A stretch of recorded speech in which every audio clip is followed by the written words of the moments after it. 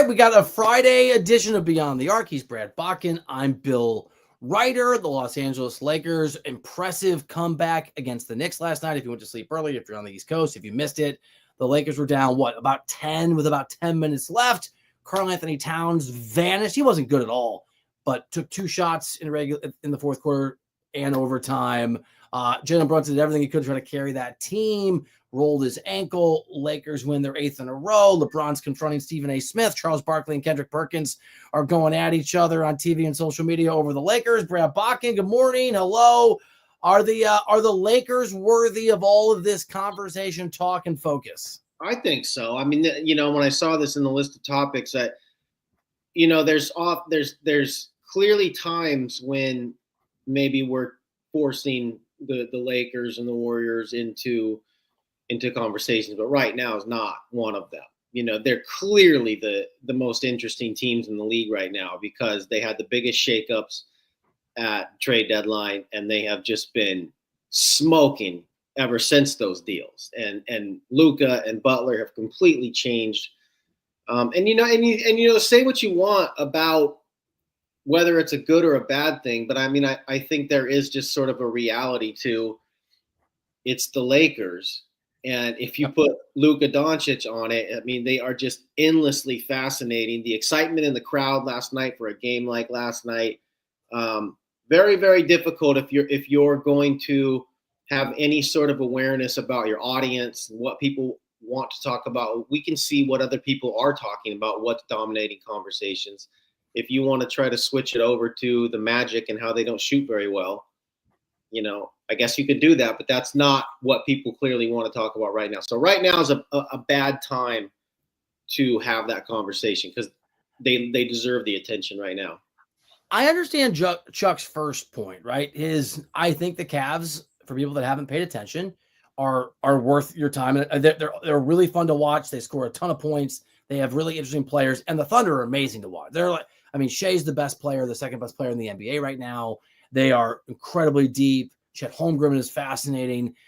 You can be both, I think. The Cavs and the Thunder can be worthy of time and attention, and the NBA and Adam Silver should do a better job selling that, right? That's their job, not our job to market the NBA. But I think the Lakers are maybe the most interesting story now. And this Lakers team that's won 8 in a row and that has Luka Doncic and all, I think they might be the most interesting NBA story of the season. Oh, I don't think so. They just became one of the most interesting teams. I think the pre-Kevin Durant Warriors, for how they changed everything and how they just flew onto the scene and played differently, and Steph was just nothing like we'd ever seen.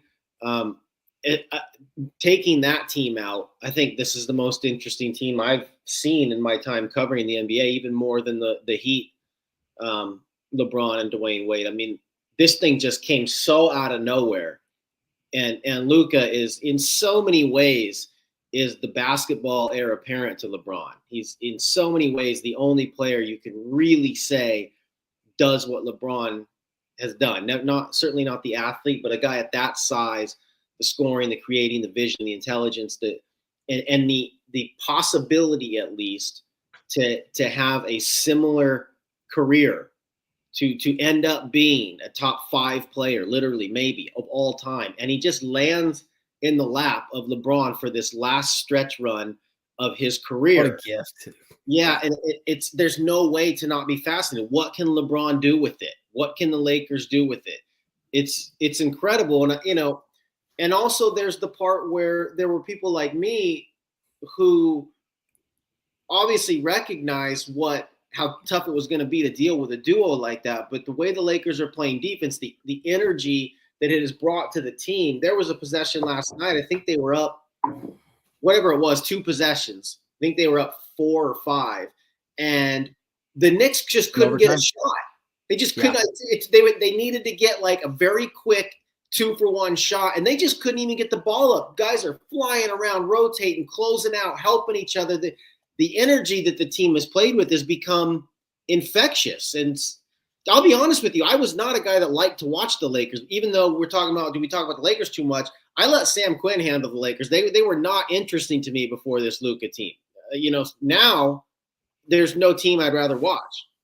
It's one game. I know it's one game. It also reinforces the Lakers are real contenders. I'm not buying the. We're going to do it in a few minutes. We're going to sort of draft championship contenders, eliminating the big three, the Cavs, the Celtics, and the Thunder. I'll just say right now, I'm not going to take the Knicks that. I don't think the Knicks are that good. I don't love Cat. And I know it's one game, but Cat was 3 of 13. He took 2 total shots in overtime in the fourth quarter. He basically abdicated any responsibility. They're in different conferences, so I understand different path. I think the Lakers are a markedly better team than the Knicks, and not just because they came back and won a game last night.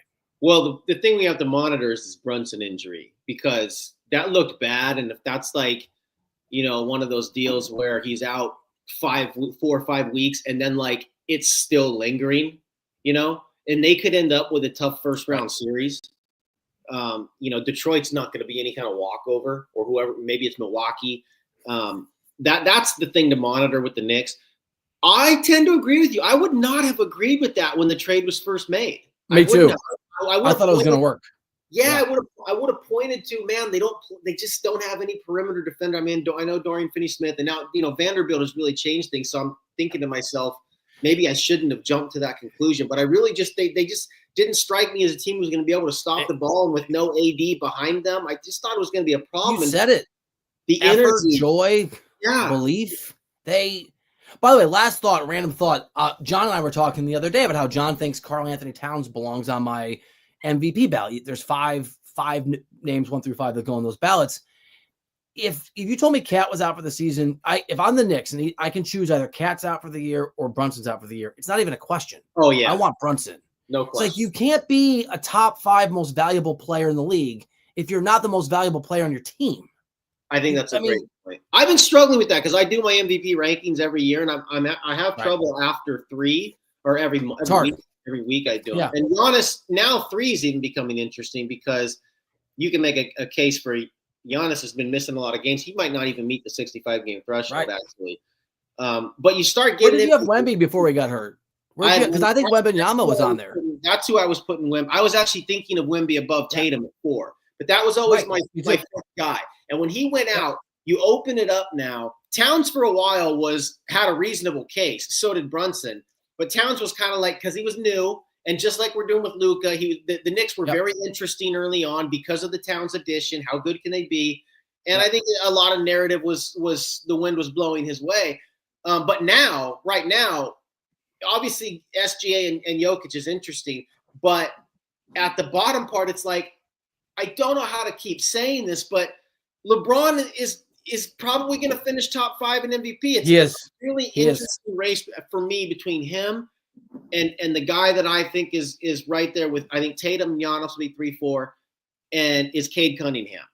With the difference that he has made in Detroit is unbelievable. The turnaround on that team is unbelievable, and his numbers are pretty close to LeBron. But I think this is whatever he is. Is he LeBron's 40 now, right? He's 40. Turned 40 in December. MVP, I think there's a legitimate MVP basketball. I think there's an argument he could be 3rd. I mean, there's a ways to go, but I mean, they finished 2nd. I do too. And the way that he's playing, top 2 are locked. Yeah. But if they finish 2, it's unbelievable. I mean, this is a team that I think we can all say that we all thought the Lakers would be better than our predictions indicated, because we were doing that a lot based on health. We didn't think they could stay healthy, which LeBron has just proven us again. But I don't think any of us thought this. I think I would have said, okay, give them full health. They're still like maybe a top 6 seed. I wouldn't have said 5 or 6. But it's like, they're unbelievable. And clearly, they're one of the best teams in the NBA over a very long stretch now. Level. He's been there 10 games. So LeBron, just incredible. Let's attack it from this angle. When we come back in a second, let's you and I draft our top 8 for each, I guess, championship contenders minus the big 3, and kind of see where these teams fall. We're going to do a championship contender draft on Beyond the Arc next. Gives it to Jenkins for the championship. A 16 beats a 1. From sweet to elite to the Final Four.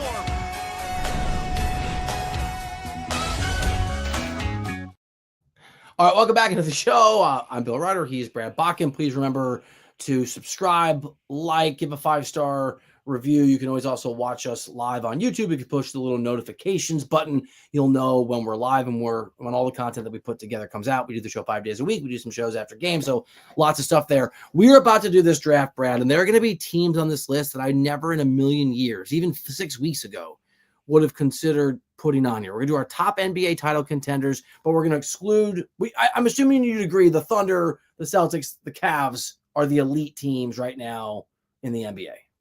Those are the big three. All right. Yeah. You go first. You can draft first, and then I'll draft after you. Okay. If you're going to let me go first, I'm taking the Lakers. Yep. I think the Lakers I think the Lakers are I'd sit here and have the argument with you about them in Oklahoma City. You know, I'm not willing to say it's a walkover that Oklahoma City is the clear best team in the Western Conference right now. Maybe I got some recency, but I don't know. You know, I don't know with the way they're defending. Honestly, the way Redick's coaching, I mean, he's getting the most. He's doing. It's been impressive. Really good work. And the fact that they're, you know, Vanderbilt. I mean, he's proven fairly viable from the corner and with threes, and they can keep him on the floor. And the way Jackson Hayes has been unlocked, it doesn't solve their center problem, but it's certainly plugging what could have been a hole in the boat. With his ability to play as a pocket roller. I mean, that's like such a big thing for a team like the Lakers because LeBron and Luka are going to draw so many doubles off those screen and rolls.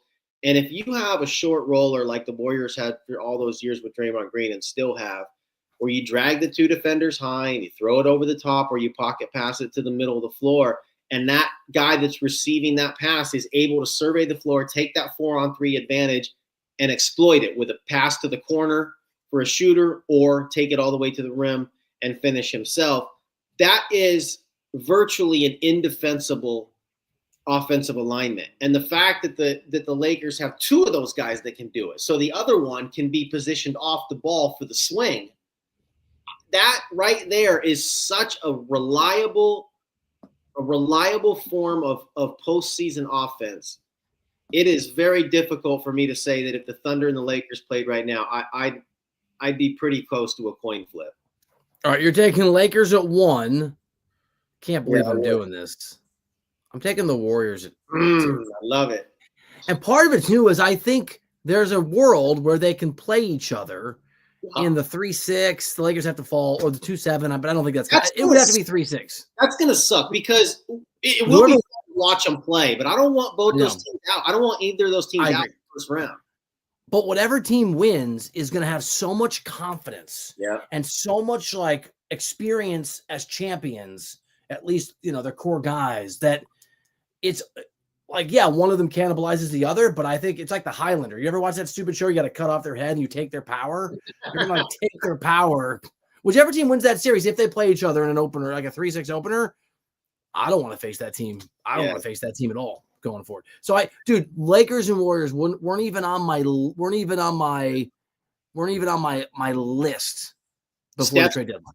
Bill, Steph is the other. We're talking about MVP. Steph's got a legit top 5 MVP case. His numbers since Butler. That's a good one. Yeah, and he's been unlocked. He has been going crazy. He is back to just defenses are trailing, and Jimmy Butler has already found a way to use that to his advantage, to cut at the right time, to slip things, to anticipate passes that are going to open as defenses follow. It's like he's been playing there forever. He's a better perfect. Yeah. All right, who you got at 3? So I would have taken Denver over. I would have taken Denver over the Warriors. So Denver's. I thought about it. Yeah, Denver's going to be my 3. You know, the Lakers. Everyone's going to say this until I remember when we did this in the playoffs when we said that the Lakers figured out Jokic. I think they put Hachimura on him, and it was like after game 1 they lost game, but everyone after the game was like, oh, but they figured it out. The rest, and then I think, what did they do? They get swept or lost in 5, whatever it was. So we're doing it again now. Where the Lakers played them a while back, and they sort of did the same thing. It was like a double on Jokic, and they really clogged the middle. And you know, it's not some novel thing, you know, where you have to time the doubles right and all that, but you're taking the ball out of the best player's hands. And typically when you double Jokic in a conventional way, he tears those things apart as a passer. But the Lakers had some success with it last time when they beat the Nuggets, and people think, oh, that exposes them. I don't think so. Okay, so I think the Nuggets, because of Jamal Murray, to me, Jokic is Jokic. That's not how you evaluate whether the Nuggets are a contender. He's the constant. It's Jamal Murray, and when Jamal Murray and Aaron Gordon and Michael Porter Jr. and Christian Brown and all these guys are playing, but particularly Jamal Murray, are playing at star levels. The Nuggets become really, really tough. And I just think I almost took Denver over the Warriors. I think there's 3 elite teams, and then I think there's 3 teams after that I actually think can win an NBA championship, and we've drafted those teams. I will draft 4th, but my level of belief drops off. I agree with you. For a while there it felt like there was like 7 or 8 teams, and that doesn't feel true anymore. So we just got done saying at the start of the show, Brad Botkin, that I don't really buy the Knicks, and I don't, but I'm going to draft them here because if anybody, between Memphis and Milwaukee and some of these teams that have this sort of longer shot upside that I don't believe in, I do think the Knicks have. Now there's this Jalen Brunson question. His ankle's got to be okay, and we've seen this team run out of steam because of who their coach is, but they do have a lot of talent. I love Brunson. I think their path is pretty brutal, but I'll take New York. I'll take the Knicks, even though my level of belief is pretty low. I agree with that. I wouldn't rule out I would put them in there where they're not a team I'm going to say no chance because Brunson. Right. Look what Brunson was doing last night. He was non-zero number. Yeah, he was matching the non-zero number and Luka down the stretch. And look, I am more on the side of Towns. Our colleague Colin last night when we was in the chat room, we were talking. He says zero trust in Karl-Anthony Towns when a game matters. I have no trust in Towns. Bro, I tend to just trust talent. I probably overtrust it, and I just think to your point, Brunson's the guy. So I would never trust a team where Towns is the guy. But with Brunson driving it, and Towns having to be a guy that does what he's good at, space the floor. I mean, he's got to make the shots. So that's what guys like you don't trust. But I can make a case that, and OG Anunoby's off the charts, man. That guy is playing unbelievable. Yeah. So talent-wise, if Brunson gets back, I think it's fair that they're not a non-zero team. All right, I'm going to speed up a little bit. Who do you got at 5? We're going to keep this going. I agree with you. There's no more true contenders, but I would take Memphis. Memphis. I like the way they move the ball. I like the way, Jaw's not having a great year, but he's still a guy that to me in a playoff series can throw out, of his relative regular season struggles, and he just gets in the paint. Jaren Jackson Jr. gets in the paint. So they get in the paint so well that if they catch a hot series, because they're going to get shots, if Luke Kennard, Bane, all these guys start banging threes, they could be very tough. So I would put them as a team, second round, and then they get hot, and all of a sudden they're in the conference finals. They're not going to win the title, but I would draft them. I'm going to take a team that you're gonna I think disagree with, but I don't believe in. I'm taking the Pacers here. I don't think they're going to win an NBA championship, but they have been quietly all the way back to mid-December an outstanding team. They've been a top 7 offense and defense. They have one of the 4 best records in the NBA over that stretch. They made this deep run last year. Siakam is a stone cold winner. I don't. After Memphis, I haven't drafted Milwaukee. I have zero confidence in Milwaukee. Maybe it's my weakness. I think Doc Rivers is the most overrated coach in history because I know that's the most talented team that remains. But I want nothing to do with the Bucks. So I'll go. I don't believe it, but I'll go Pacers. I think they could make another run this year. Interesting. I like the Pacers. Something that they have that teams are going to be going crazy for moving forward is like you have got to have a really kind of dog on ball defender now with all these offenses that are centered on these unbelievable creating guards. You've got to have somebody that can swing it, that can really pressurize, and they have that in Andrew Nembhard. I mean, that guy is a dog at the top. So we know about Halliburton, we know about Siakam, we know about Turner, we know about what makes them go. But the fact that the one reason I would put them in a category that you're putting them in and say like they're more than just like fodder even if they just play the Celtics or something and take them to 6 or 7 and make it a tough series. That's reason enough to have a conversation about them. Put up a fight. Yeah, it's because they can, a guy like Nembhard, they can put some pressure on you and survive defensively, at least get you late into the clock. And I think that's really important. It's, if you look at the teams around there, Drew Holiday, we saw him swing a finals with his on-ball defense. So I like Indiana.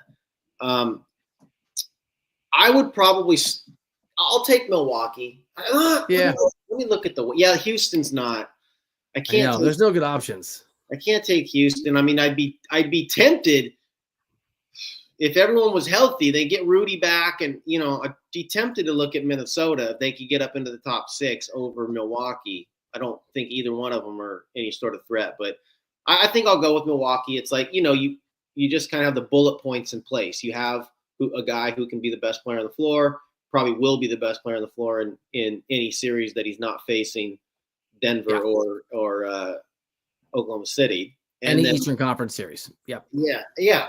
I think that's definitely fair. So you have the best player, and Damian Lillard can be the best player on a given night. And, they picked up some guys at the trade deadline, don't do much for their defense, but maybe they get hot. Kuzma gets hot. Let's say, again, these are sort of puncher's chance evaluations, but everybody gets hot at the right time. And you have those two guys. Yeah, you can make your case for Milwaukee. I'm like you with the Knicks with them. I believe the Knicks a lot more than the Bucks, but it's like, I just feel like with the names and the talent, I'll include them, but I don't really believe it. We're at the dregs now, and I mean, the right answer is probably Houston. I'm not going to take Houston. I think they're too young. I think they've regressed to the mean. They're so ahead of schedule. I'm going to take the Timberwolves. You mentioned them. If you could guarantee me they wouldn't play Julius Randle, I might have like a little more self-confidence, a little more confidence that this could work. They did make a conference finals last year, and Anthony Edwards is capable of being, to what you said about Giannis. He's not going to be the best player on the floor every single night, but he can be the best player on the floor 3 or 4 nights per series if he really kind of levels up. So I have zero confidence in this, and they're going to be a play-in team. They're not going to. I don't think they're going to catch the Warriors, although they're right there. But I'll take Minnesota. The thing that's interesting is if you look at last year's conference, it's indicative of and how we're having a draft like this. You could 5, 6, 7 years ago, you couldn't have a draft like this. There was like 3 teams, and it wouldn't even be conversation. That's true. And so the fact that we can even have a conversation about so many teams, I like it. The parity. It reminds you that Minnesota was in the conference finals last year. So was Indiana. How did they get there? Minnesota may have been legit. Indiana was a little bit more a beneficiary of the path. The Knicks got hurt. Yeah, they had some help. They had some help with who they played and how big up those teams were. But it speaks to the opening that there's there for so many teams. If the bracket breaks right, if injuries break your way, there are so many teams that are within that sort of standard deviation that if things go your way, you can make. And these are the teams we're talking about now. These are the Indianas. These are Minnesotas. These are Memphises. If the bracket breaks your way and an injury to the other team breaks your way, you can go. That's what's opened up for teams now. All right, we're gonna close out the team of the night. Also, when we come back, I'm gonna read our top 8 teams that are not the Thunder, the Celtics, or the Cavs that we drafted as championship contenders, and I'm gonna ask Brad where the Mavericks would have been drafted if they hadn't traded away Luka Doncic and if Kyrie Irving had not gotten injured. So we'll do that in a moment here on Beyond the Arc. The clock never stops. Relive the greatest moments with uninterrupted highlights and more. It's Gareth Bale. Ronaldo. Wonderful goal. On the UEFA Champions League channel. Streaming free. Welcome back into Beyond the Arc. I'm Bill Ryder. He's Brad Botkin. It's a Friday show. We're almost done. Real quick. All right, we just did this draft. We went Lakers, Warriors, Denver, Knicks, Memphis, Pacers, Milwaukee, Timberwolves.